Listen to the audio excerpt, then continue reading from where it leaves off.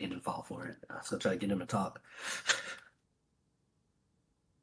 All right, we're live. So why? You know why? I'm the only person smiling right now. What do you other people put on a smile? All right, I wasn't mad. I know. We lost a lot of greats this week, everybody, but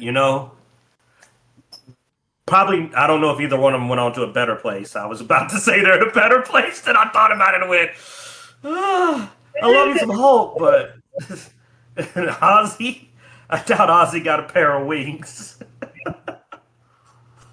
Saw a cool cartoon where he's at the gates and he's got angel wings and a white robe and Michael's over there on the phone and he's like, God, so he wants to know if he can swap out for a black robe and bat wings. Yeah, that's about what I would expect.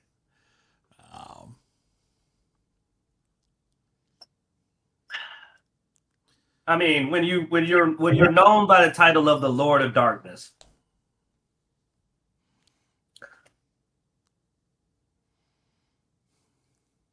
Mr. Crowley. Boom, boom, boom.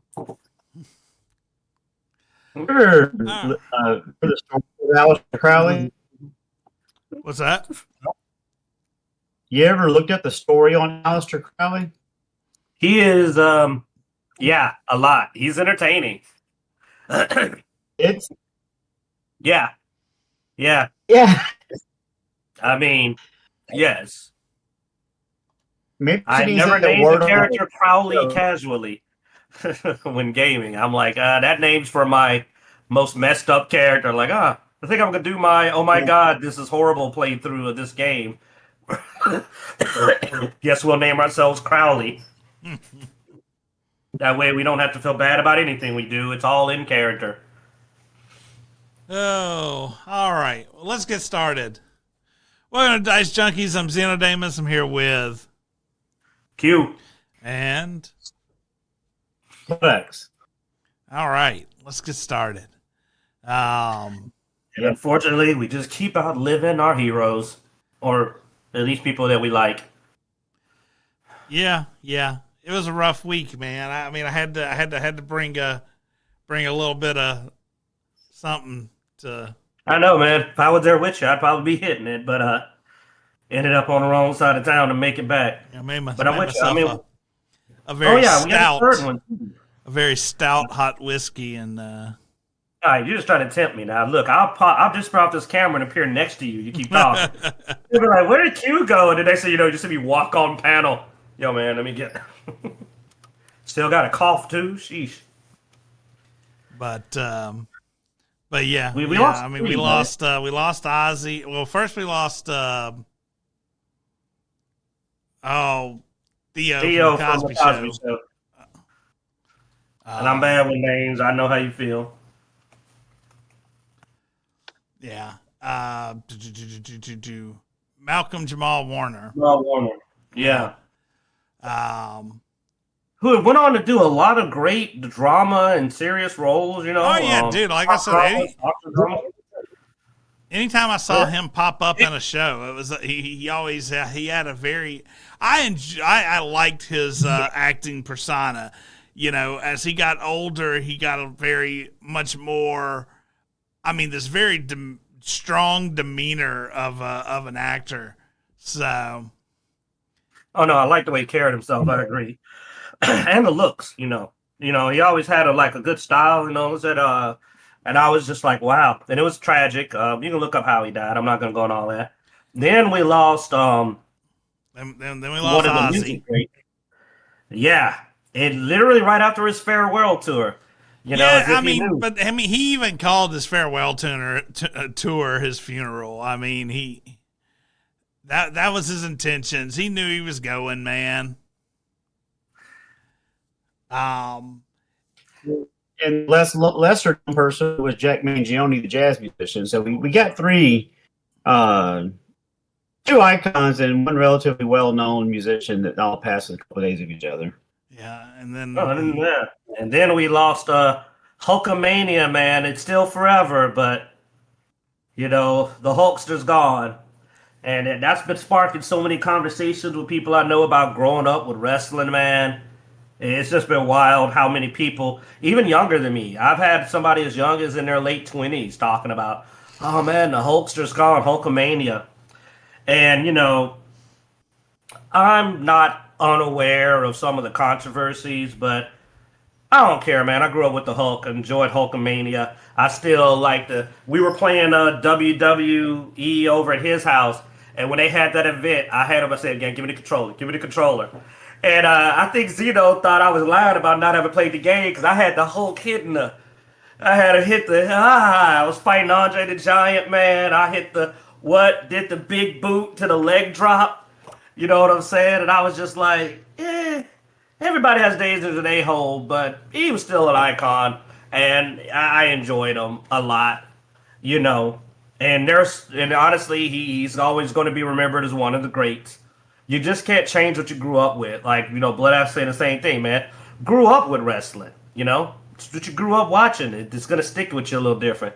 Just like our own Xenodamus grew up with Ozzy, man. Oh, yeah, dude. I will tell you, I've had probably one of the weirdest weekend betas of Where Winds Meet, because here I am, I'm playing Where's Winds Meet, which is this very cultivation Wuzia game that I got in the beta for while I'm blaring Black Sabbath and Ozzy Osbourne as my musical tune for it. So I think that'd be a good fight song to some of those fights.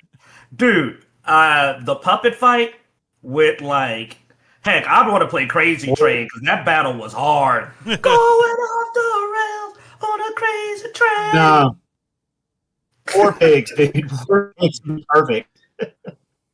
Because see, I do controller. Mr. Keyboard connoisseur down there tried to keyboard the cultivation action RPG. Hey, I switched it over to the RPG keyboard settings, and they work great. I'm very happy with them.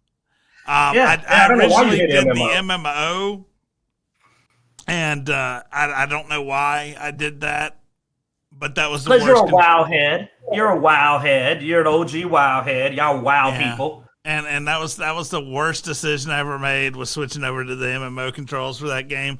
But the ARPG controls are decent.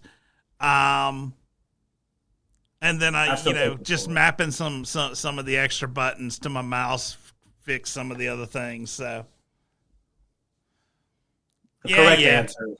Yeah, I know you're a controller guy, but I'm mouse and keyboard, and I have I've been enjoying it. Like I said, at first it was a little awkward, especially when it came to trying to do the timed parries and all that stuff. But I got that down now, and the controls right. Enjoying it.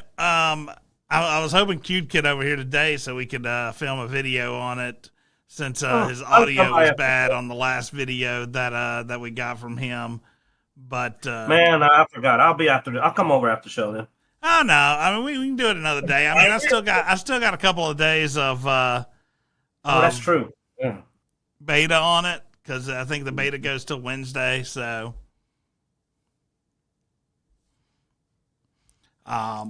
I probably haven't put as many hours in as you have yet. I'm a maniac. We all know this. I only had, because the first day I was busy, I only got one full day, and I still maxed out my entire level and maxed out all my stuff. What level were you, by the way? There was a beta cap. I want to say I got all the way up to the 3rd tier. I got to, if they stopped at a certain point where you couldn't go any higher during the beta, but I was up there. I think my personal level was in the 30s or higher. Because I'm level 27 right now, I think. Yeah, but my cultivation level was capped out. Yeah.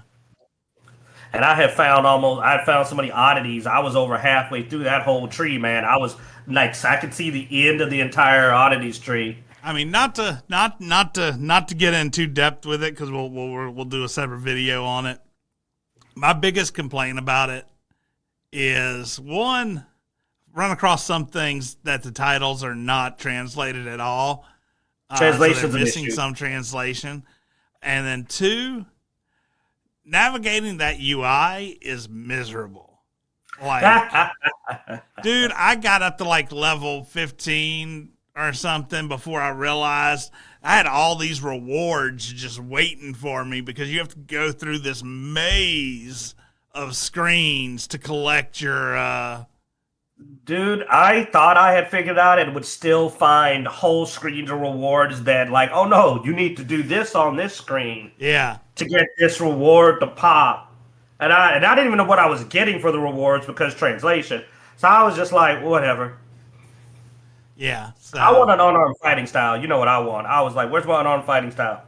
Where's my quarterstaff? yeah, I'm doing the dual wielding fighting styles. So I figured you'd like that. yeah. I started with spear, and then I was like, I want to punch people in the face and kick them in the face. All right, well, let's get into the news. Well, we're not a news channel. Let's get into the gossip. Gossip. Talk. Yeah. We don't want to make a mistake that some other shows have made thinking they're the news and get ourselves canceled. Well, no, but we utilize the news that other people report as our talking topics. Yes, that's what's gossip. It's water cooler. Well, come on. It would be filled with whiskey. Yeah. Whiskey cooler. It's whiskey cooler talk. Awesome. Microsoft concedes that Outer Worlds 2 retail price was too high. Xbox says it will keep our full-priced holiday releases at $69.99 with refunds incoming. See, this is like good news, bad news. It's good news because the price has dropped. It's bad news because they didn't have the confidence in the game to keep the price high. Okay, confession time. Bloodaxe, you can get on to me for it. I have been bullying Xeno. I know he's looking forward to this game, and every piece of bad news I can find about Outer Worlds, I continually send it to him. He does. I go, hey man, did you hear this? Oh, they're saying it's going to be avowed in space. I've just been screwing with them the whole time. And I'm wrong for that, I know. It's fine. Well, with all the problems with the person had a lot of problems that I think they finally fixed them all, but I think another reason, well, there's two reasons why I think that this is probably a good idea to drop the price. Number one is because Reputation, the first one, was a game that had potential but fell flat on its face. But number two, it's also coming to Game Pass. Why am I going to pay $80 for a game that's coming to Game Pass when I can just pay $10, $15, whatever it is for a Game Pass subscription and play it? Oh my God, you're right. So you can take that extra money and just play the game for a month or two. Wow, that is hilarious. Yeah, that is dumb for a Game Pass game. Bloodaxe, you're a genius, man. I hadn't even thought of that. Just be like, you can take that extra $10 and you'll beat it in a month if you're like me or Xeno. We're madmen. We'll have 500 hours in a month. Like, well, not 500, 200. I get one of those a year, so I'm until 2027. I already have one already this year, so that's two. I've outkicked my coverage on that one. So. I mean, it's not the Game Pass people though, obviously, that were complaining about the price. I mean, you got to still understand, Game Pass is still a small portion of PC gamers and the like. But a lot of Xbox gamers though. I don't know. I mean, they say that there's a lot of rumors saying Game Pass isn't sustainable and it's not really doing that great. But well, it's not sustainable, but the fact that you have to have Game Pass to play online with other people, either Xbox is going to choke itself because gamers can't play with their friends, and they're going to go with something else, or they'll figure it out. Because I was trying to play something with my son. you've always had to have gold or whatever for multiplayer stuff. So I mean that's nothing new. I mean that's been PlayStation, you got to have its subscription to do their multiplayer stuff. Xbox, you have to have their subscription. Now I mean now there's like, okay, well you don't get day one games I think with the basic Game Pass anymore. Some of them. The biggest thing that bothered me about it was just the same thing you hit Nintendo for last week, which is being caught in a lie. Because they acted like they had to put the prices up. They didn't have a choice. All of these, we're not going to get into politics, but just the reasons they gave. And then they turned around and casually said, all right, we're knocking everything back down. Yeah, we're not doing that. Well, then that means you didn't have to do it. You were being greedy. To me, it's a confession of greed. That they were just trying to fleece you for some extra money. When that got enough backlash, they said, okay. Because if you can do it that easily, just declare, nah, don't know what, we're even going to refund you. We're literally going to refund you if you pre-ordered at the higher price. That means you didn't have to do it. It means you didn't have to. At all. You're just being a dick. I mean, for a company that is admitted for it to target mediocrity, I should never see a game come out of Obsidian for $80. Yeah, you're right. $69.99 might be too much. Yeah. Because that is, you are never going to forgive that. You know what? It's not just me. We finally found Zeno's. That was too much. When they said we aim for mid, Zeno was so pissed. Because he's a competitive guy. I am too. He's just like, you never say that. Would you eat at a restaurant that goes, we aim for a B or a C on our health our health check. We're not expecting to get an A, but we're going to stay open enough to stay open. That's what it's like. No, cancel my order for the chili, please. But dude, I mean, already when we go to restaurants, we find the item that is that S-class item, and then we eat that S-class item at that restaurant. And we find another restaurant for all the other items, trying to find where we can get the S-class item of that. Yeah. We don't want all the mediocrity just to have a menu out there. We want to find what are you good at, and that's what I'm going to come here for. Dude, I'm dying laughing because I'm remembering what place is that me and you went into when we sat up there, we were in line and we're waiting to order. And I think it was some kind of hole in the wall kind of place. But anyway, I think I leaned up against the wall and you looked over and they had like a B- or something for their health inspection. And we got the hell out of there. Do you remember that? I remember sitting there and going like, oh, okay, that's not, I don't know. That means they failed something. That B means that they failed some part of this test. And we were just like, I think we're going to head out. And that was so funny because you don't take mid. Your goal is higher. Well, I think there's a lot of other reasons why we left that one. Yes, we saw the B- on the wall, but we also just took our own observation and we kept seeing like weird oddities throughout the restaurant. And it's just like that doesn't seem. Yeah. Oh yeah. I don't know. That B might not be legit. They might have paid somebody to get that B.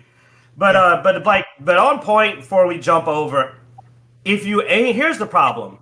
We don't always hit our goals exactly. That's why you aim high. Because if you aim to make the world's best game, you might at least make a good game. But if you aim to make a mid game, you might make Avowed. Yeah. And I'm sorry. Oblivion's remake is better than Avowed. Lords of the Fall, none of those Fall, Tainted Grail, A Fall of Avalon is better than Avowed. It is, they aimed for mid, they didn't hit mid. Well, speaking of aiming for mid, PlayStation. Oh God, what have they done? PlayStation decides that they're going to pay off their failed lawsuit in coupons. Judge rejects.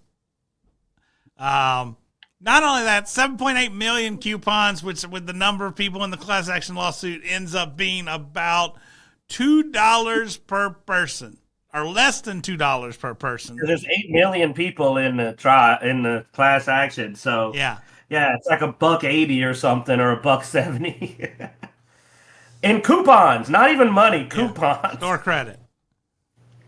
Store credit. Oh God, they're pulling the game. They're pulling the game. Stop the store credit, man. Store credit. Oh man. What do you think? What do you think, Bloodaxe, man? Is that a fair settlement? You got these people. They got a class action against you. Give them a coupon for $1.70. How many of us have a PlayStation account? Would be one of the questions I would have. You're going to give me something they can't even use? But no, it's not. Or I mean, unless you're giving me something exponentially higher than what the cash settlement would be, no, it's not worth it. Well, also, store credit is like you're going to get the money back. That's the other trick to store credit. It's that you're going to come here and give us the money back. And there ain't nothing that Sony has that's friggin' $1.70. So a coupon is a joke. Literally a joke. Like, it ain't going to pay for anything, and they're going to get all their money back if you use it. Is everyone getting a $2 store voucher? Is that what they're getting? They would have gotten more money if they gave all of them a coupon for 10% off a purchase. That's how bad $1.70 is. It's just a joke. And then, like I said, you probably can only use it online. You can't walk into GameStop and use it, so you'd have to buy something from the PlayStation Store online, which means you don't actually own it. Because remember, it was a settlement they were trying to make. Of course, with that settlement, 30% of the settlement is supposed to go to legal fees. So is the lawyers going to get $2.61 million in coupon?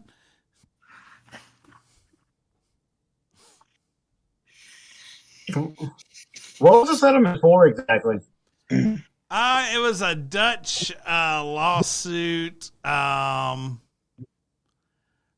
forget what all it was about. I think, maybe this isn't the Dutch one. Let's see. It says, because it's a U.S. district judge. I don't have any links, so I can't look at it. You got to tell us. You're the one that sent the original link.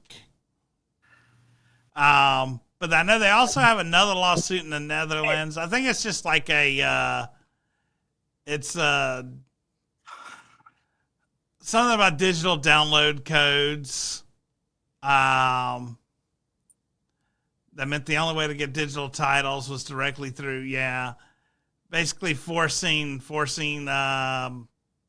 consumers to get stuff through the PlayStation Store. It sounds like so.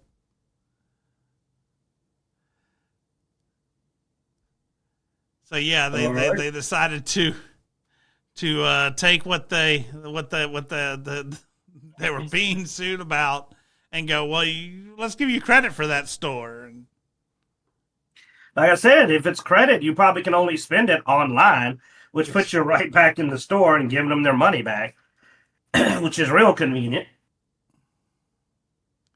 If I give you a certain amount of credit, you're still effectively going to turn around and hand that credit back over to me. Now, the Dutch lawsuit is over artificially high PlayStation prices. Oh, yeah. Is an attempt to cause a monopoly of service. Yeah. By forcefully removing the ability for other retailers to sell digital keys for their games. So you can only get your digital keys from them, which is an attempt to force a monopoly. And they were sued in a class action, and then they tried to settle for pennies on the dollar. There you go. So that was the U.S. lawsuit's the one where they're trying to pay in coupons. And then they also have a Dutch lawsuit about the same thing, the artificially high PlayStation prices through the PlayStation Store. So shenanigans from Sony. Dude, these companies are full mask off on this these days. Nintendo, Sony, Ubisoft, all of them are just mask off. And it's amazing to see them so openly be this greedy, petty, corrupt, and really grossly incompetent. Well, I mean, it's to keep more money for themselves. I mean, if you can buy from their digital PlayStation store, then they also, on top of that, they don't have to give anybody else any cut. Which, in theory, you would think would mean they could put things on sale more often, but no, they're greedy. You know, Sony is notorious for not having sales. Yeah, well, Sony I and mean, the Xbox Nintendo Store's the same way, man. Xbox Store, they've started to do more sales than they used to, but they used to not. I don't know. I only play Game Pass with Xbox games, so I wouldn't know. I haven't bought an Xbox game in years. Just being honest, I buy almost like I think the last thing I bought was it Dying? Was it a Dead Island 3, 2, whatever? I think it was Dead Island 2 with you, Bloodaxe. Was like the last time I bought a game from Game Pass, and then it came to Game Pass later, so regretted that too. So just don't buy it on Game Pass. You're better off getting it somewhere else. Use your Game Pass to play free games. Buy your games anywhere else if you can. That's my sentiment. PC preferably if you have a gaming PC. Well, I mean, if you didn't think it was bad enough that we're getting screwed by the people we're paying to get entertainment, we're also getting screwed by those people that are processing those payments. Well, they think they know better. Because all these corporations, for some reason, think they know better. So Visa's been in the hot seat lately with a lot of Steam gamers, as apparently Steam has recently had to redo their terms of service to remove adult games due to Pressure from Visa. pressure by payment processors. Yeah, another form of monopoly. Dude, now payment processors have been strong arming people for a long time. Like, I've heard other industries that have been strong armed by payment processors, which amuses the hell out of me because it's like, but you make money by processing payments, regardless of the content or the type of product. Your income is processing payments. As a corporation, why do you give a damn what that process of payment is for? Or want to remove any avenue of any product that's selling. Yeah. Now, you're literally taking a hit to your money to swing your corporate schlong around.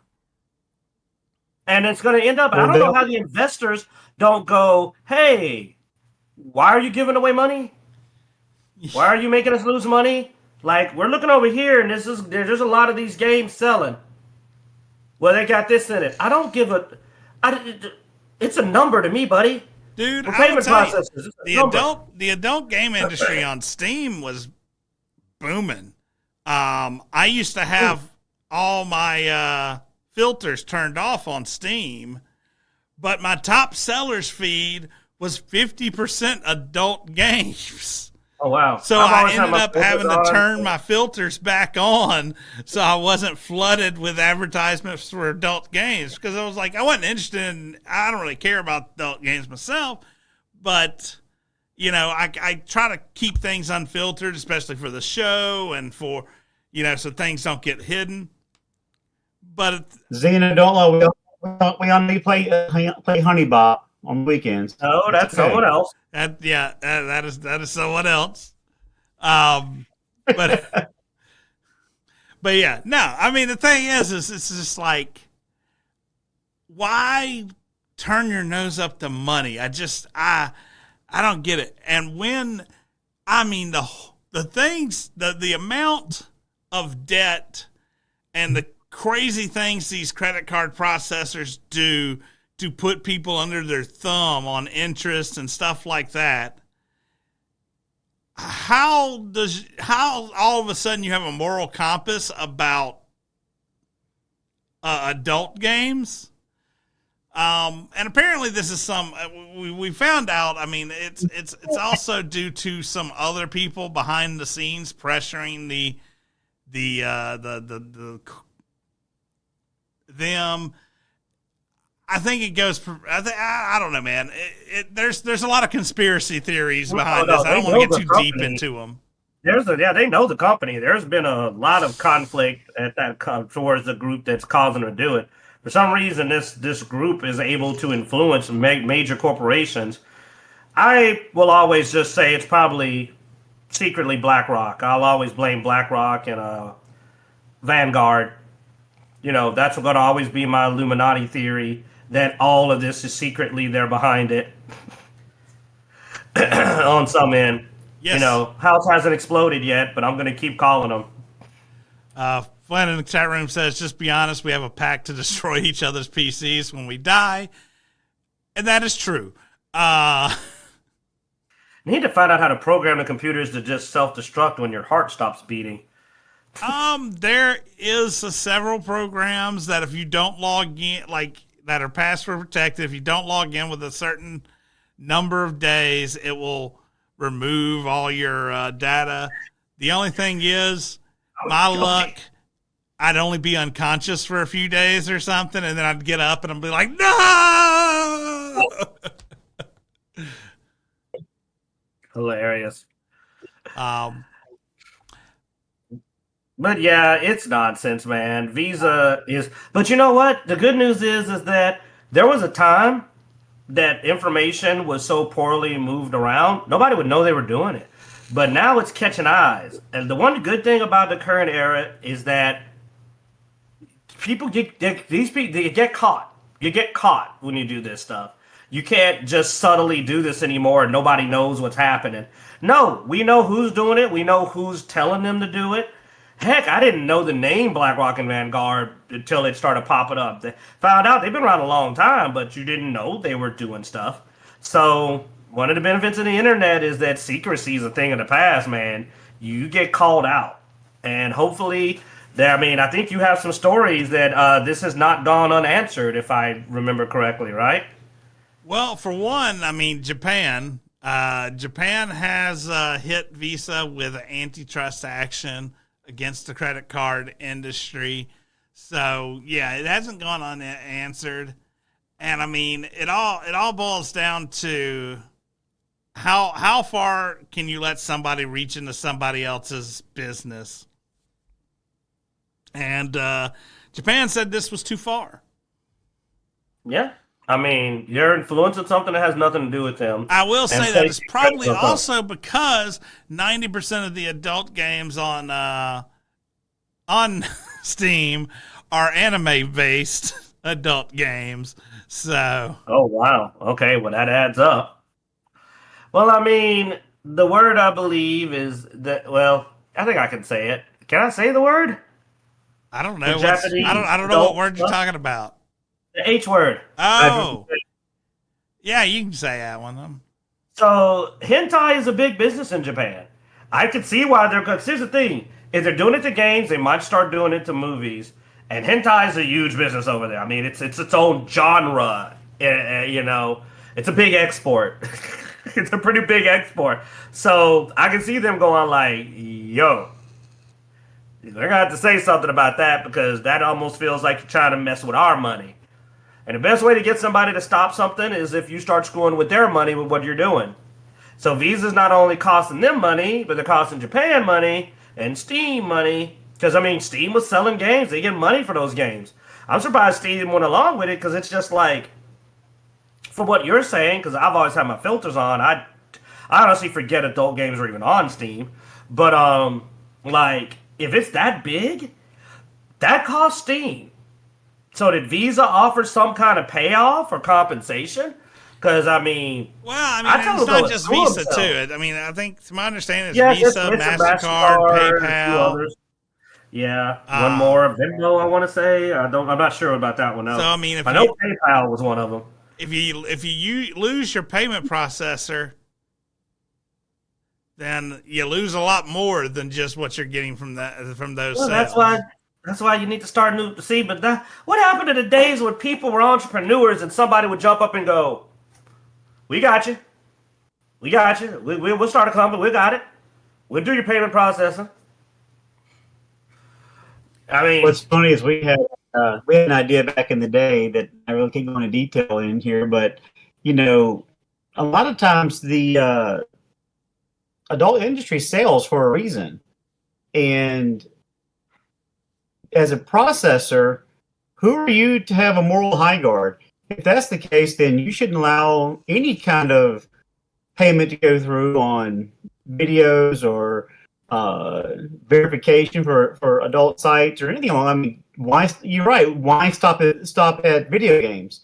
You know, if you're going to take the moral high ground, do it all. But you don't want to. I mean, I think the video space is so small right now. But if you start branching out into other adult industries, the credit card companies will start taking a hit. And but it is curious why they're picking up on Steam games. That doesn't make any sense. Well, PayPal in particular is wrong for that. Well, I was just saying, PayPal in particular is wrong for that because PayPal is a middleman. You could go to PayPal with your credit card and put money onto the PayPal account, then buy what you want. So what hurts more than Visa and MasterCard is that even the middleman companies are somehow being pressured. And the purpose of PayPal, other than security, was also that it filters your purchases. But somehow they got them too. And I mean, I just don't know what's going on, man. Luckily, it doesn't affect me, but I don't like seeing any level of excessive control and people telling me, 'cause I'm an adult. You know what I mean? You want to keep away from kids, that's fine. But if you want to do better age verification, that's fine. But you don't tell an adult what they do with their money. Because if you're doing that, then we're not free anymore. Once you start getting to tell me, because how long before they tell me I can't be a Christian?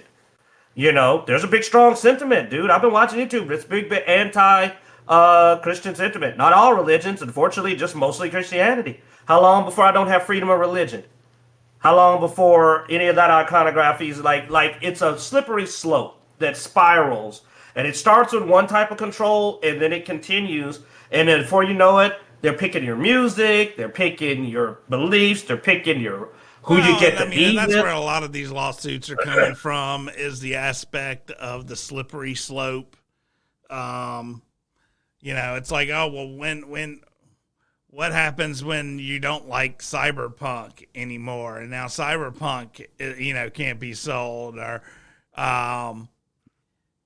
you know, some of the other mainstream games start getting hit by your content filtering. So, dude, some groups went after the Harry Potter books. So how long before fantasy you can't have fantasy, you can't have sci-fi, you know, you can't have anything historical unless it's telling the version of history they want you to hear.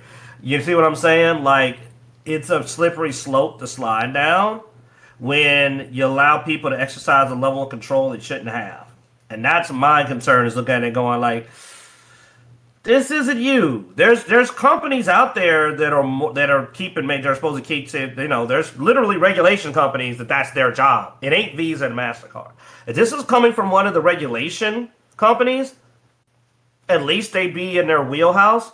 But I don't expect the credit card company to make those calls, or a pay processor like PayPal. Feels weird.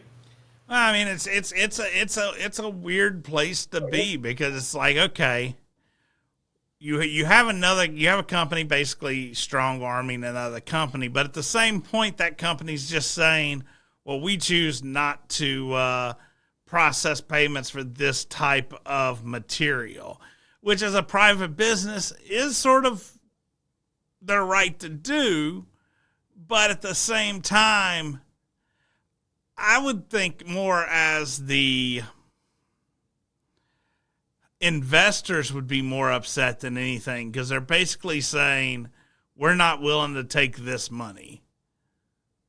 This is also how you get the roaring 20s scenario again, where you're just going to create a black market.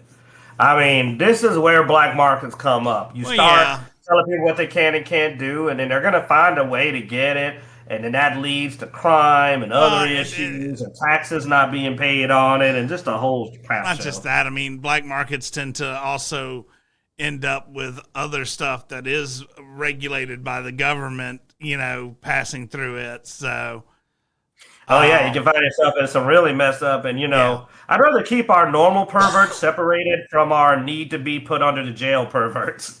You know what I mean? You don't want to mix that crowd if you can help it. Let them go get their weird tentacle porn, and they don't have to walk by a bunch of videos of horrible atrocities. Yeah. You know, but like you said, it's what happens when you start regulating, because you're not going to ever stamp out pornography as a business. You're just going to make pornography a underground business. Yeah, the Star Wars parody versus the snuff films. I would rather know where the Star Wars parodies are. Well, the problem is that as long that- as it's legal, it can also be regulated. But once it becomes illegal, it also loses a lot of regulation. And that's a whole nother. We're going to stop there. That's getting into a whole nother pile of whoa. But it's not a good business. Yeah, I thought about that angle, but I stopped short of that one, and I went with snuff instead of the other. Yeah. So basically, the end point is that I think it's safer to keep things regulated, legal, and companies stick in their lane, because once you take your eyes off of it, it gets a lot worse. We'll leave it at that's the best way to say it. Once you do that and it goes underground, it becomes no man's territory and lawless land. Let's be honest too, man. You have some of that borderline stuff on there. And those are the people whose names you're writing down in a little notepad, You're supposed to be tracking them. Yeah. Like, oh, that's pretty close. Let's what else is it? Oh, the person that looks like a 5-year-old is really 1,000 years old. Yeah, Steve Stevenson, Chicago. Keep an eye on Stevenson. Oh, I mean, we've had this discussion on other topics before, like that business that says whites only. Well, I know not to go eat there. We know not to support any of these people. Good to know where you are. Good to know that right there. Yeah. Well, dude, one of my best dadding tricks as a father is that me and my son are very laid back with each other. Because of that, he confesses to a lot of things because I don't blow up when he says it. I just go, oh, well, you shouldn't do that. That's to keep him talking. Like if I start going, don't ever do blah, blah, blah, he's just not going to tell me. But instead, he's like, Dad, yeah, this happened. Oh, well, no, you shouldn't do that. Let me explain why that's bad, okay? All right, don't do it again. And then he keeps coming back to me. It's his base strategy. I'm keeping an eye on what he's doing because I didn't overdo it the first time, and he's keeping secrets from me. He didn't hide his room and lock his door when he leaves his room because I don't go through his room. If I went to his room, he'd start locking it, and who knows what would be going on in there. It's a basic strategy, man. Yeah. Oh. I don't know how to transition from that to this, so I'm just all right. Oh, if you look at the chat, without we would not know about half the position. I'll admit that I never would have came up with the wheelbarrow. Not in my wildest dreams. Yeah, fair. All right. Well, speaking of weird positions, I want to hear where this is going. Fantastic Four first steps. I mean, he's flexible. Oh. They covered that in a comic book once. That Sue Richards literally said, I love your powers. And I was just like, a lot of information there, Sue. Yeah. I mean, it's actually doing good in the box office. I'm surprised. I'm happy for the Fantastic Four franchise. I am unhappy that Pedro Pascal is involved. But we all know I don't like Pedro Pascal. But yeah, so we had 118 million domestic, 100 million international for a 218 million weekend. I do believe that is better than Superman did. From what I've heard, it is outpacing Superman, I believe. What's bad, or Yeah, because what's Superman interesting is did on their opening. Let's see, they did Oh, 125 on their opening, so 118. So they now I actually don't know if didn't I do as well as Superman. okay. What were you saying, Blood Axe?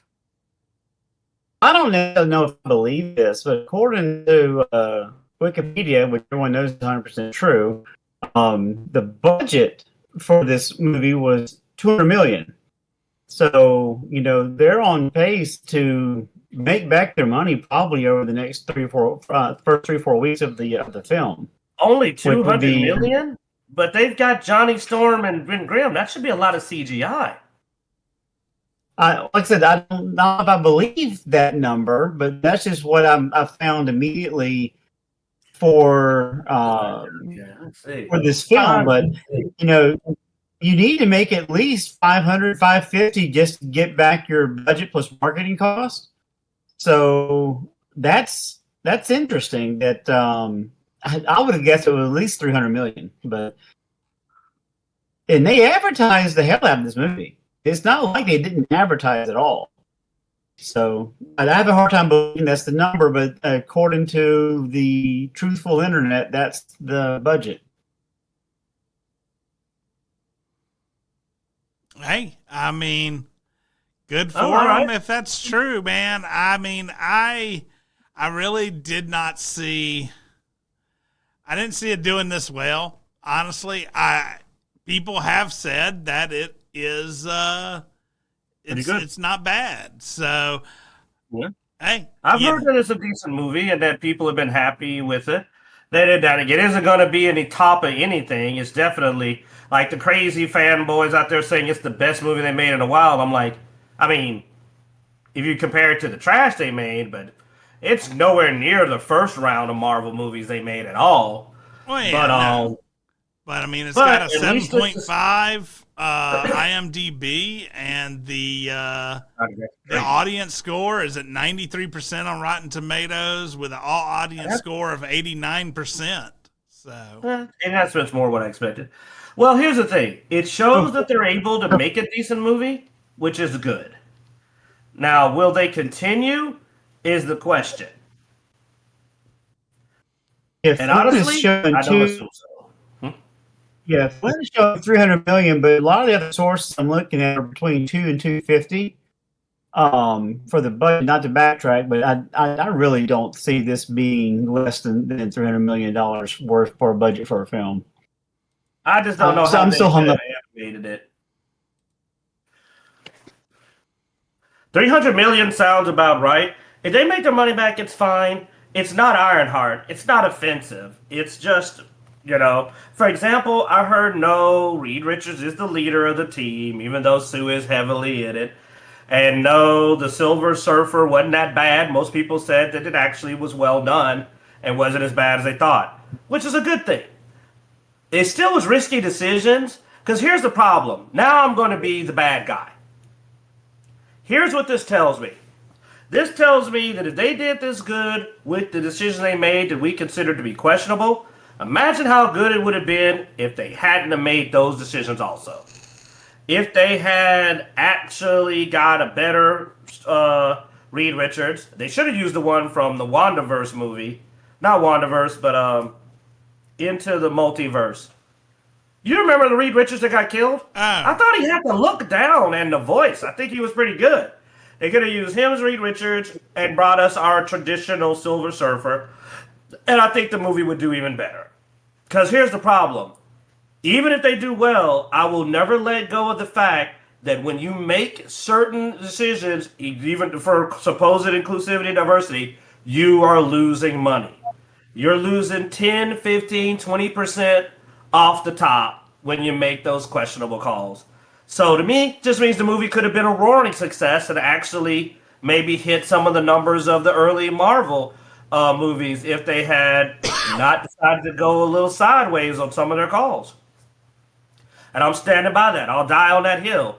Whatever money it makes, it could have made more if they had not decided to do their nonsense. I'm just going to call it nonsense. It always costs them money. It will always cost them money. You know how I know? Because there are people who won't go see this movie because they did it, which cost you money. If you didn't do it, you wouldn't have lost money. There's not anybody that did. I don't think nearly as many people went to see this movie because you made your inclusivity choices as the ones who won't. You know why? Because every time I go pull numbers, the population difference is beyond belief in size. It's massive. Your number of your fans who don't want that versus the ones who do. Neither one of them is big as the people that don't care, but the ones who don't versus the ones who do is usually multiples of the smaller group. So you might lose, I'm going to throw out a random number, 6,000 people to please 200. You lost money. You're always going to lose money in that deal. It's a loser's bet. Sorry, Bloodaxe, go ahead. Well, no, I mean, what we were talking before the show, and I agreed with what you said, that I don't care what choices you made or didn't make. I have no interest in the Fantastic Four because they're not interesting to me. The most interesting component of the group is the Thing, and you didn't even go with. Yeah, I mean, you didn't even go with the Ben Grimm that we got in the movie with Jessica Alba back in the day. So, I mean, and I wouldn't be interested in it if you had, comic accurate Silver Surfer, and the fact that you had Galactus was pretty impressive. I mean, that would be something I'd be interested in seeing, but that I would feel better more of a team up than it would be Fantastic Four. So it's not a genre I'd be interested in seeing one way or the other. So do what you want to with it. But I agree with you. The normies who normally go see all superhero films are going to go watch it. The fringe people may go see it because it had Robert Downey Jr. in it as Doctor Doom. But there's a large portion of the geek community, or even the fan base as a whole, it's not going to go watch it because of all the poor decisions you've made ever since Endgame. I mean, you had, 2 successful movies? That was Spider-Man and Deadpool. Other than that, everything else has flopped. This is actually come out the gate, with a full head of steam. And next week will be extraordinarily telling to see how much it drops off.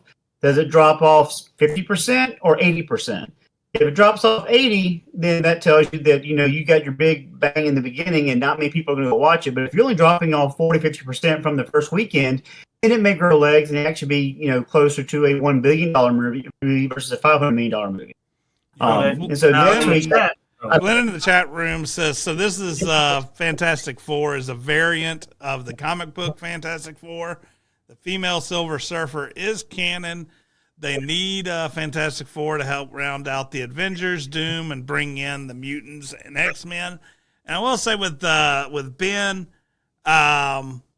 they did go with the wiki for him. Like his size, like a lot of people were saying he was too small, stuff like that. If you go by the wiki, that's the dimensions that his wiki page shows that he has. Now, if you look in the comics, it varies drastically. Wow. It has been absolutely massive. Now, to comment on him saying that the female Silver Surfer is canon, that is mostly true. Mostly true. But it's also a character who is a variant that is an alternate, where instead of the male Silver Surfer, the one that became the Silver Surfer is his wife. So it is, first of all, not as canon as any variant character is, A. B, it's also a very rare. She appears extremely rarely, until recently, obviously, because obviously they're trying to drum it up now. But in previous comics, she was an extraordinarily rare appearance. Like, very rare. And that's why, that goes into the same thing, though. Even if you go, well, she's a variant that was in a comic, compared to how often the Silver Surfer was seen versus the female Silver Surfer, you made a weird call, man. You still picked a very rarely seen version of this character. I don't believe she ever interacted with the Fantastic Four. Yeah, they're going to do some Universal nonsense to tie it all together. Flynn is right. He's talking to chat because another one of our announcements talks about recasting. Well, I guess we'll segue into that. But my point is that it's still the least popular choice. Like, yeah, guess what? There's some variant Thors. But we want to see Thor. We don't want to see the time Thor was this guy that nobody really liked, or well, Beta Ray Bill's pretty popular. But there's some unpopular versions of Thors that didn't appear that often. Guess what? That's not the Thor anybody wants to see. Horse face Thor. That's Beta Ray Bill's still kind of popular. That's my point. It's like when they brought in the female version of Thor, and it's like, but they did it alongside Thor. They didn't take Thor out. If they had started with the female Thor, Marvel would have never got to where it is today. It's like, I want T'Challa Black Panther. Guess what? There's been some other Black Panthers. But you know who my Black Panther is? T'Challa. That's my Black Panther. Steve Rogers is my Captain America. Yeah, no shit. And you know, my biggest hiccup with this is the same hiccup I had with Justice League. Is I have a huge problem with Pedro Pascal as an actor. Same way I have a problem with Ben Affleck. You guys said that, you know, Batman vs Superman was a great movie. I will never watch it because it had Ben Affleck. And same thing with Pedro Pascal. I can't watch the man anymore. I mean, he's become like Mark Hamill with his lunacy, and I can't do it. I don't care how good the movie is. I also can't stand Ben Affleck, by the way. And I felt bad that after I watched it, I was like, he really wasn't bad in it. But I still can't stand that mofo. I thought he was a pretty decent Batman, but I also know he's an a-hole. I'm not a fan. But Pedro literally turns my stomach like Bloodaxe is saying. Like, I dislike, like, he actually irritates me. You know how some people irritate you? He actually irritates me. He should have kept the damn helmet on. I've stopped watching Mandalorian after the season we watched because I know it's Pedro Pascal under there, and I saw his face, and once he took it off, I just went, ugh. I don't like Pedro. He's a pussy to me. I'm sorry. For some reason, he just oozes, gets stuffed in a locker energy. I mean, Game of Thrones, man. Game of Thrones. He gets killed all the time. He just goes on and gets punked because he's a punk. And I know he isn't really a punk in real life. Pedro might be able to handle himself, but he plays pussies. And thus, when I see him in a role, his Reed Richard is, to me, the wussiest Reed Richard now of all the Reed Richards I see. Because it's Pedro Reed Richard, so he's got to be a wuss. Because he plays wusses. He gets his eyes gouged out. He dies in nearly everything he's in. I thought he was going to die in The Mandalorian when I found out it was him. I was like, oh man, I wonder who's going to poke his eyes out. Because it's Pedro. Pedro doesn't save the day. Pedro dies. Don't vote my Pedro. introduction to Pedro Pascal was The Kingsman 2 when he played Whiskey. And he got on my nerves in that movie. And that's before I even knew who he was. He was in that movie? Yeah, he died in that movie. Of course he did, because it's Pedro, see? Yeah, so, but yeah, I see a lot of times there's Pedro fatigue. Dude, there was never a Pedro hype, in my opinion, just because he just rubs me the wrong way, the way Ben Affleck always has. You know, the only thing that I ever watched that I enjoyed with him in it was Armageddon, and that was even borderline. So, anyway, getting back on point, the female Silver Surfer doesn't bother me as much. I mean, I think it's a weird casting choice, and some of your novice or even your comic book illiterate folks will question it. Some of your hardcore comic book fans will kind of know the reference, but again, it's not that would push me away. It's the fact that you casted Pedro Pascal and the piss poor decisions you've made for the past couple of years. Yeah. Flynn says, pay me that money and I would gladly die in the movie. I mean, the first few times, yeah, I would probably be able to be paid to get killed in a movie. Killed, not punked, but killed in a movie to get my money straight. But once I started getting my feet under me, I mean, dude, we just talked about Jamal Warner, how he transformed himself into this very serious role and carried himself very well when he used to be Bill's stupid kid on the Cosby Show that was kind of dumb and oblivious to the world. So, yeah, I mean, I get it, but at some point, man, you're going to get typecast if he isn't already typecast. And if I had to get typecast, bitch is not the one I'd want. I would have to go, all right, guys, You got to stop killing me in movies. Or else I'm just going to take this money and go sit on a beach somewhere because I'm not going to just keep getting whacked. Like, can I do something? You know, you got to do that. You got to, or else your brand. It doesn't help. Yeah, I don't know. Okay. I mean, does any of this even matter like Fantastic Four's like in a whole nother universe. Apparently, they're about to do another soft reboot for the Marvel universe. Kevin Feige talks about his 7-year plan, our Disney 7-year plan, where the MCU will reset after Avengers Secret Wars, which apparently is going to be like a soft reboot. Something happens in Avengers Wars that will soft reboot the universe. And then when he was asked about if they would be replacing canonically dead or all old head Avengers like Tony Stark, Steve Rogers, T'Challa, and Thor, he said, yes, everyone except for the God of Thunder. So... And what's interesting is that he specifically mentioned Iron Man and Captain America will be recast and show up in the X-Men movie, which immediately, y'all remember this, now we can do this discussion. What does that mean for Sam Wilson? Because they already have a new Falcon. In the last movie, they replaced him as Falcon because he's Captain America. But if they're recasting Captain America in the X-Men movies right after they do Doom, they do the Avengers Doomsday and Avengers Secret Wars, which are apparently going to run side by side, does that mean Sam Wilson's already out? That's really sad debut, man. You got one movie. Or did he get two? One movie. He might have got two. Well, one movie is Captain America, based. I missed that. What did you say, Q? No, he only got one movie because the other was a series, yeah. He's going to get one movie as Captain America, maybe be in Avengers, and then he's out. Because, dude, if they bring back a recast Steve Rogers Captain America, Sam Wilson's out, okay? We all want Steve. I don't have nothing against Sam Wilson, but I prefer him as the Falcon, not as budget black Captain America. I prefer him as his own man. You know what I mean? Yeah. Like, stand on your own legs, dog.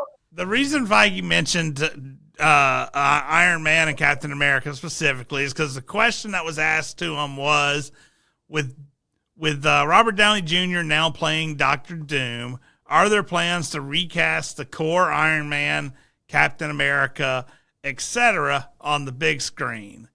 Feige responded yes and no. Feige sees a star such as Chris Hemsworth still in his prime to play Thor, and even cherishes the return of thespians Tim Blake, Nelson Samuel Stern in Captain America Brave New World, who played Marvel's characters years ago.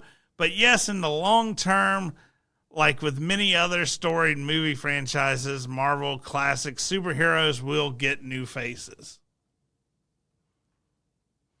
Which really sucks. So, I mean, especially with the X-Men, but does that mean they're going to recast Deadpool and Wolverine and Professor X? Because, especially Professor X, Patrick Stewart plays such an iconic Professor X. I mean, I could deal with the new Wolverine, although Hugh Jackman first took on the back in 2000. I think he was a good choice, but kind of grown into that role, and he is Wolverine. But I think only one person can pull up Deadpool, and that is Ryan Reynolds, as much as I dislike some of the stuff that he's been involved with lately. Right. I can't see anybody else pulling that off at all. And so that's going to be interesting if they continue to recast, or if they're going to try to just have, dust the ashes off some of these heroes and bring them back in through some kind of multiverse or reset or whatever.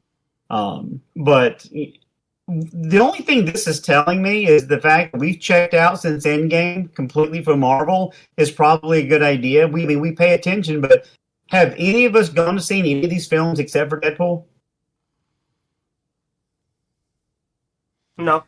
Nobody? I mean, like I just said earlier, me and my son were thinking about hitting the movies Tuesday, and we were going to go see Superman, because if I had to choose between Fantastic Four and Superman, I'd rather go see the Superman movie.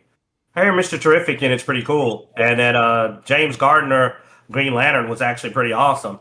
So, or the Kyle, whatever he is, guy I'm talking about. But I actually would rather see that. And I'm not a DC guy, but like you said, just to put a nail in that coffin, Fantastic Four is boring as hell to me. I only read comics to Fantastic Four for the crossovers. Flea and I don't know. He was my comic book bro, and he had the big collection. And I would be like, oh wait, Black Panther's in Fantastic Four. Oh wait, Hulk's fighting the Thing. But like, Reed sucks. And most of it, and Johnny's just a hole. I'm amazed nobody's killed him by now. Like, he is just a jackass. If you've been following him recently, he is a genuine piece of crap. Yeah. Like Flint says, as the actors age, you're going to have to replace them, especially if you want to get more movies out of them. You got to do something that resets them back to young. They've done that in comics for a really long time. And, that's what they're going to have to do in the movies. They have a solution. What? They could use AI. Oh. And I'm canceled. The writers' union is now sending firebombs. I'll be honest, dude. It is sort of the good thing about animation is you don't have to worry about, you can do 1,300 and some odd episodes of One Piece, when it's animated, because the characters don't have to age. Hey, Flynn, just to comment on that, man, I love you, bruh. You know what I'm saying? We practically grew up together. I agree with you, Shang-Chi was good. Eternals was trash. We gotta have to just disagree on that one. But me and Zeno enjoyed Shang-Chi. Now, we watched it as a kung fu movie. We didn't watch it as a Marvel movie. I ended up watching Eternals, man, and it was okay. I agree with his statement of okay. Okay. It wasn't good. Shang-Chi was good. Shang-Chi wasn't great. Shang-Chi was good. Eternals was okay. Okay. You got to understand, okay is a 3 out of 5 when it comes to the star system. Okay, you're right. I've seen bad. Pootie Tang is bad. Good is 4 stars out of 5. Huh? Yeah, good. Okay, I'll give you that. You're right. I've seen worse. That is true. I've seen much worse. Ironheart. Ironheart's a 1 out of 5. No, it's about a 2. The special effects aren't bad. No, if it's 1 out of 5, if it's 1 out of 5, it's fun to watch because of how bad it is. It's not like that. Because a 1 out of 5 is like the Acolyte. And I can't do that to Ironheart, man. I'm not that cruel. Like, the Acolyte's a 1 out of 5. Where even all the acting's awful, and you're just like, oh my god, you want to redo any of that line? Like, it's just awful on every... Like, to me, to be a 1, it can't just be a bad story. It needs to literally be a bad acting and execution. Ironheart plays like a show.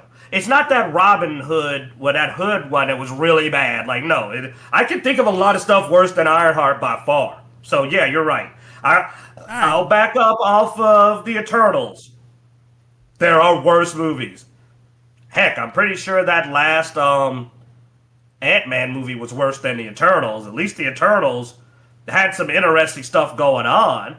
Because you're like, wow, look at this, the story. It added a whole lot to the mythos that got kind of ignored later. But still, oh my god, and then, the stupid Secret Wars Fury series was, oh yeah, there's worse. I apologize, Eternals, there's much worse. Much, much worse. There's definitely worse. Yeah, I'm sorry, y'all, I forgot. What had happened is I blocked out the worst. But now that I'm remembering it, yeah, go ahead, Bloodaxe. No, but still, if I want to spend my time and money on something, I don't want to watch okay. And especially if it's something that I'm not interested in. And I'm not going to spend $100 to take me and my kids to watch something that's going to be just okay. Either I need to be really interested in it, or I've got to hear word of mouth that it's really, really good.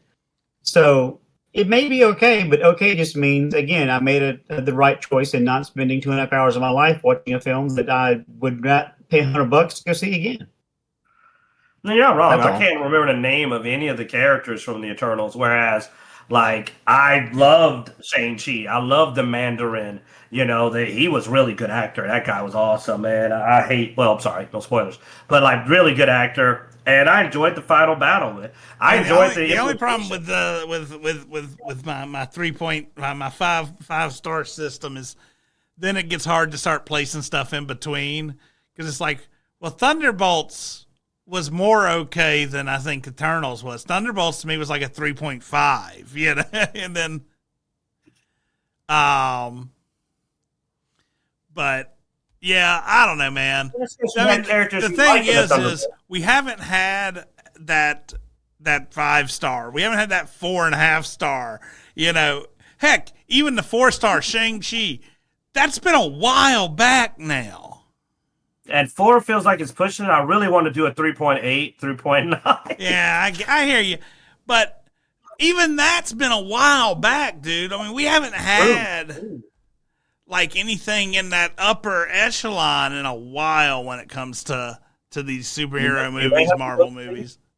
You may have to go see Fantasy World. Yeah, 2021. So it's been 4 years, and they put out several movies a year.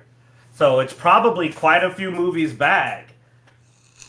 And honestly, when they were talking about the new Avengers, the only character I was interested in them putting in the new Avengers, they were like, "Oh, we're gonna do Ironheart and Kate Bishop and Ms. Marvel and Captain Marvel and Shang-Chi," and I was like, "Oh, Shang-Chi." I'd like to see him fight other actual supervillains and heroes and see how his abilities work along. I want to know how this mystic martial arts works in the world of Marvel. I'm curious about it from, like, for me and Zeno, a lot of it was the setting story changes that they added with this mystical martial arts realm. And that was very interesting to us to want to see how it interacts. But like, that's it. That's it. Like, I can go rest of my life without seeing Ms. Marvel again, and Captain Marvel either, or Photon. I don't wouldn't miss either one of them. And I Now I will like say Kate it's going to be Bishop. rough if they do the reset and they recast Tony Stark, they recast T'Challa, they recast Black Widow. Like, those characters are pretty solid in my head. Like Tony Stark did a great Iron Man. I'll be honest. I mean, it's Robert going to be Downey hard Jr., yes. to replace T'Challa. I mean, and Black Widow, like, she really did a really good Black Widow. Heck, they tried to replace her already and it didn't work. Oh, heck no, I don't see, yeah. I know the problem is they use such iconic stars who actually knocked it out the park so hard Now, that I mean, you're just like, honestly, Steve what a Rogers. hell. I could see a lot of people being Steve Rogers. I mean, True. I can replace Steve Rogers from what's his name, but the rest of them sort of hard to see being replaced. I believe that Iron Man would be really hard to replace. Uh, Well, they could replace Black especially when Widow. you're keeping some of the characters, and I think that's what makes it harder is when you keep Thor and you keep so then you have this weird entanglement of these icons that did really well with these whole new actors that we don't know. I honestly think if they're going to do a reset, they should reset everybody. I agree. I think that it's going to be very difficult. And honestly, I get it. They use the iconic people to get comic book movies to this level, but I always knew they needed younger people. I mean, yeah, you gotta have young actors if you want to get some years out of them, man. And you can't. And you got people already in their 40s and up. You're gonna face a challenge doing more than a handful of movies. It's very true, but I just don't know what young talent they're gonna pull because I can't. I can think of maybe a couple of decent Black Panther T'Challas, but I can't think of anybody to do Iron Man. And I definitely like Thor. Oh man, Chris Hemsworth really. I don't think Chris Hemsworth is Thor. I think Thor is Chris Hemsworth. Like, he owned that role and put so much of his own spin on it that you're almost going to have Thor be completely different, or else he's just going to be trying to imitate Chris Hemsworth's Thor, and that's going to probably fail. So you'd almost need a Thor that doesn't behave like the previous Thor to recast it and reset it.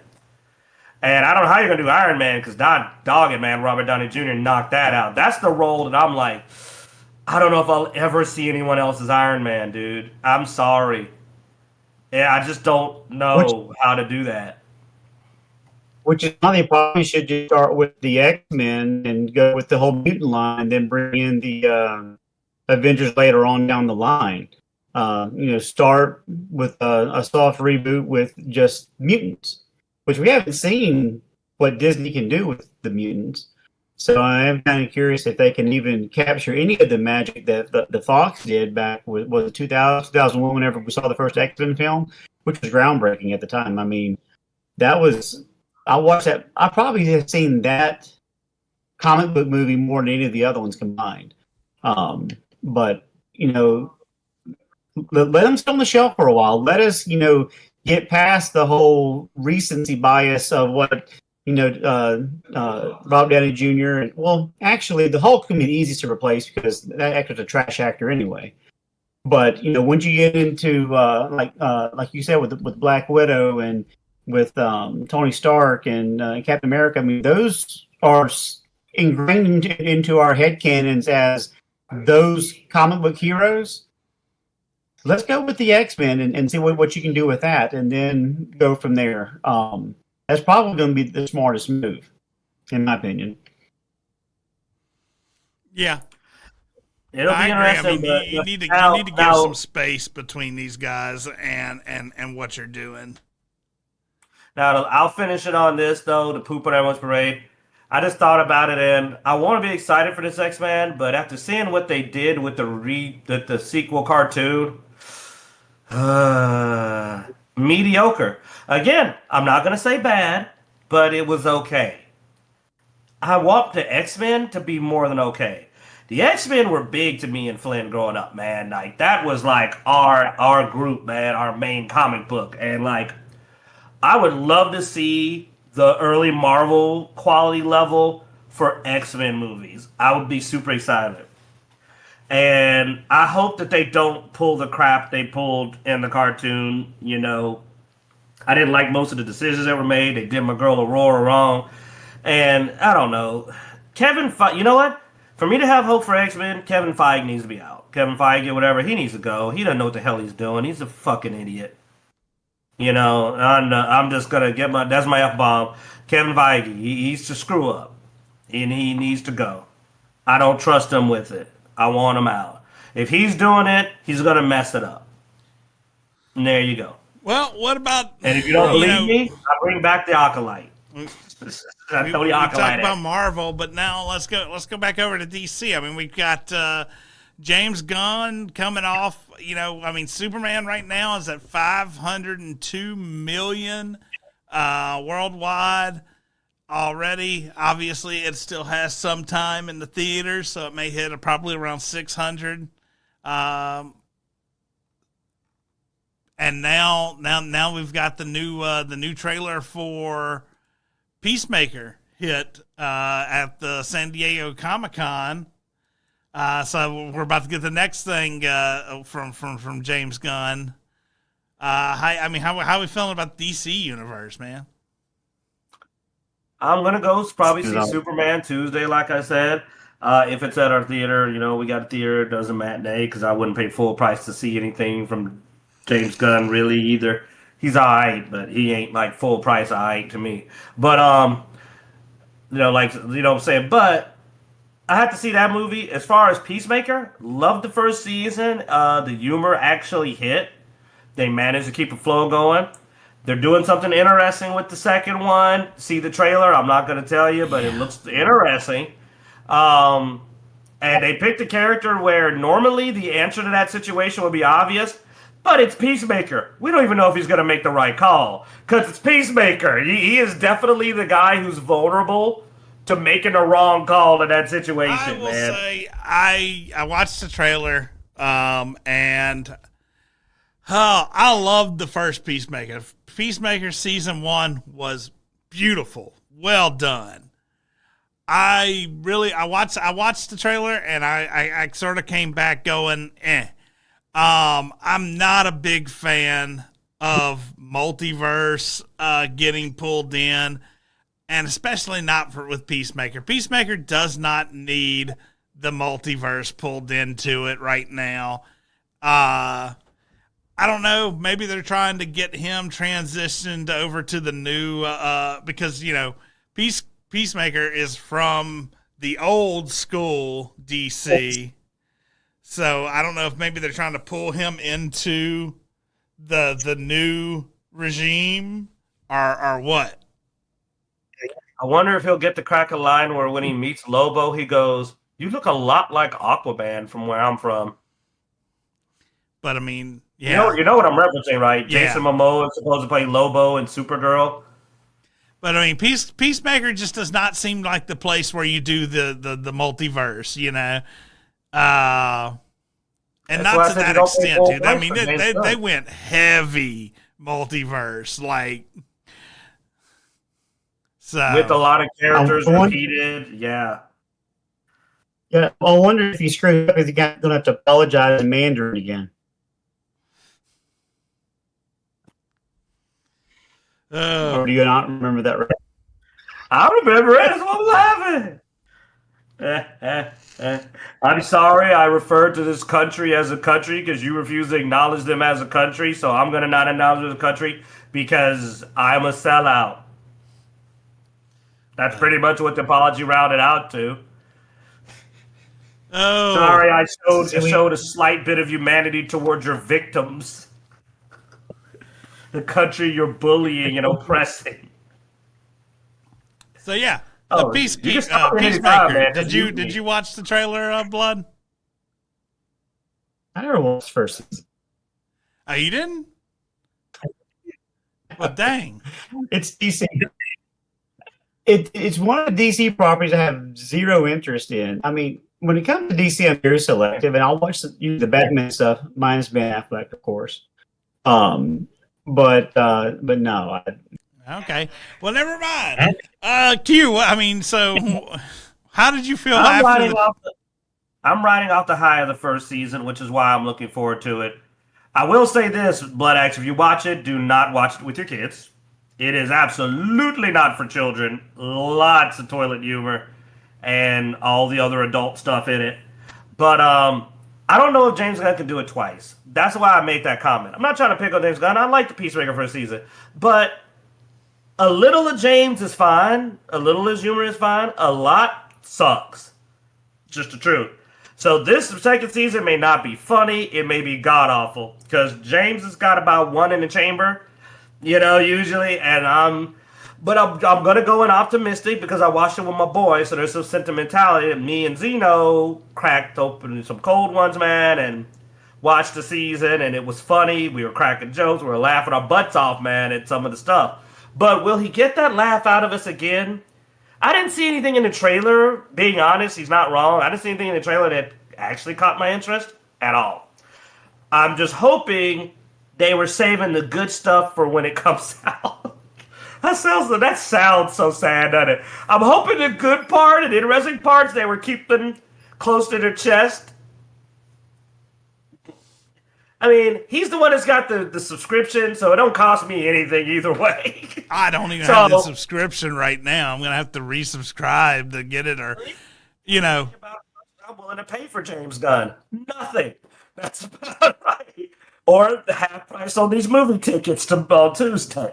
But, yeah. I'm going to be honest, dude. You want to know why I'm really going to see Superman? I want to go see Mr. Terrific. I know the character. I want to see him on the big screen. I heard they did a really good job with him. I've actually been thinking about going to see Superman myself, man. Like, Mike's talked it up, and, it's hit decent. I feel like I may miss out if I don't go see it in the theater, so. I think it's a theater movie. I do, from what I've seen. And like I said, I'm going to see the black character. DC is not known for how good it for treating black characters well. All of us out there, Static Shock, bring back Static Shock, man. What's going on? Where's my boy? Where's Virgil? Anyway, so seeing them supposedly do a good job with a black character on the big screen, Unexpected. I want to go see Mr. Terrific. And also an a-hole Green Lantern, because, man, they say he is a raging a-hole. And I'm like, okay, seeing a Green Lantern just be a literal jackass is awesome. I will say Nathan Fillion is also another reason why I want to go see it in the theater, because I like him as an actor. So now, isn't it sad that we have both expressed our interest in this movie does not include the main character at all? But it's James Gunn. That's why. You're not going to see. Do you think James Gunn is going to do Superman well? Superman's either going to be lame, they may Pedro Pascal him and he might be a pussy, or he's going to be weird. It's James. He can't do a serious hero well. I mean, my only reason for not going and jumping on going to see it is the early comments I got about Hawk Girl and how I get easily irritated. And apparently she screeches a lot, like every time she swings her mace, and it gets irritating. Huh. Didn't know that about her. I've been just watching my boy with the Green Lantern ring and Mr. Terrific, representing. I was just like, okay. Yeah. Apparently, well, I got to warn you that apparently Lex does a lot of yelling too, and will probably get on your nerves. For some reason, he feels that the best way to be evil is to frequently yell at his minions very, very loud and animatedly. But hey, Mr. Terrific, and like I said, I know what I'm going for. All right, guys, I think we're going to wrap up there. So thanks for watching. Be sure to go to Dicejunkies.com for everywhere you can find us online, Twitter, Twitch, Instagram, Facebook, all that good stuff. Be sure to like, subscribe, and hit our notification bell on our YouTube channel. And as every week, we hope you enjoy.